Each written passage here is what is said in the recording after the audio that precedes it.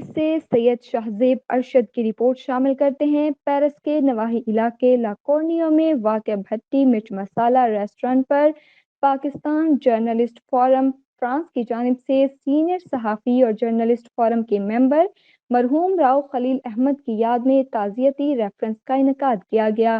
تعزیتی reference کے مہمان خصوصی پاکستانی سفارت خانہ فرانس کے پریس سیکرٹری دانیال گیلانی تھے۔ پاکستان جرنلسٹ فورم فرانس کے صدر یونس خان نے صدارت کی۔ اسٹیٹ سیکرٹری کے فرائض سینئر صحافی منیر احمد ملک نے سر انجام دیے۔ تعزیتی ریفرنس میں Pakistan journalist forum France, Pakistan press club France اور پاک پریس کلب فرانس کے ممبران نے بھرپور شرکت کی۔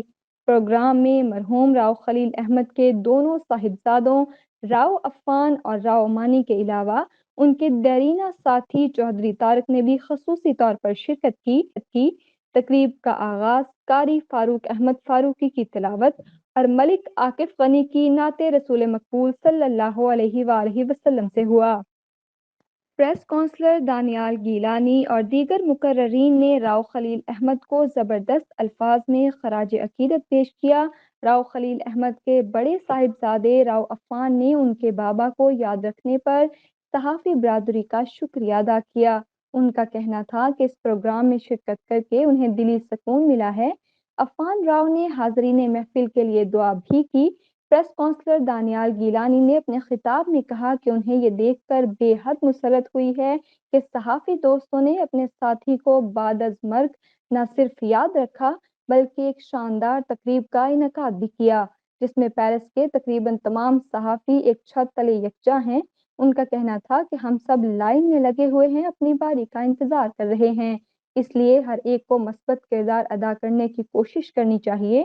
پاکستان جرنلسٹ فورم فرانس کے کنوینر یونس خان نے کہا کہ وہ تمام صحافیوں کی آمد پر ان کا تہہ دل سے شکریہ ادا کرتے ہیں۔ ان کا کہنا تھا، راؤ خلیل احمد ہمارے لیے بے حد قیمتی سرمایہ تھے، ان کی وفات ہمارے لیے ایک سانحے سے کم نہیں۔ دیگر مقررین نے بھی اپنے اپنے خطاب میں راؤ خلیل احمد کو خراج تحسین پیش کیا اور کہا کہ زندگی کا کوئی بھروسہ نہیں ہے، اس لیے محبتوں کو تقسیم کرنا چاہیے۔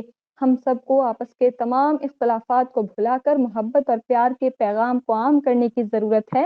تقریب کے آخر میں مرحوم راؤ خلیل احمد اور دیگر مرحومین کے ایصال ثواب کے لیے دعا بھی کی گئی۔